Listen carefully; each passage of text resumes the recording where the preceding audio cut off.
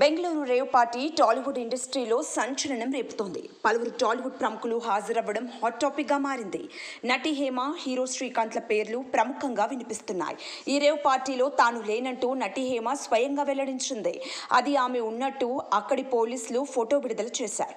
ఇక శ్రీకాంత్ తాను అలాంటి వాటికి దూరమని స్పష్టం చేశారు. తాజాగా ఇందులో పాల్గొన్న ఓ నటి చేసిన వ్యాఖ్యలు వైరల్ అయ్యాయి. అది రేవ్ పార్టీ కాదని బర్త్డే పార్టీ అంటూ చెప్పుకొచ్చింది. తెలుగులో KS100, మిస్టరీ ఆఫ్ సారికా చిత్రాల్లో నటించిన ఆశీరాయ్ కూడా రేవ్ పార్టీలో పాల్గొంది.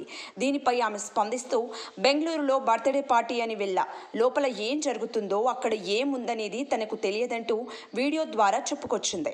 వాసు అన్నయ్య పార్టీ అని పిలిస్తే వెళ్ళానని, తాను అది బర్త్డే పార్టీ అనుకునే వెళ్ళానంటూ పేర్కొంది.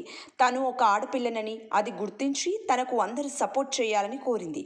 ఇక బెంగళూరు ఎలక్ట్రానిక్ సిటీలోని GR ఫామ్ హౌస్లో వాసు బర్త్డే పేరుతో సన్సెట్ టు సన్ రైజ్ అనే టైటిల్తో ఈ పార్టీ నిర్వహించారు.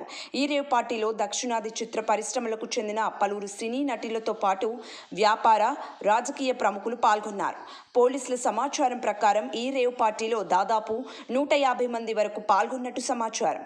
ఫామ్ హౌస్లో పట్టుబడిన సినీ, రాజకీయ ప్రముఖుల పేర్లను పోలీసులు FIRలో చేర్చలేదని తెలుస్తోంది. ఈ కేసును ఎప్పుగూడ పోలీస్ స్టేషన్కు ట్రాన్స్ఫర్ చేశారు. పట్టుబడిన వారి దగ్గర నుంచి శాంపిల్స్ సేకరించామని, వాటిని టెస్ట్ కోసం ల్యాబ్కు పంపించామని పోలీసులు స్పష్టం చేశారు.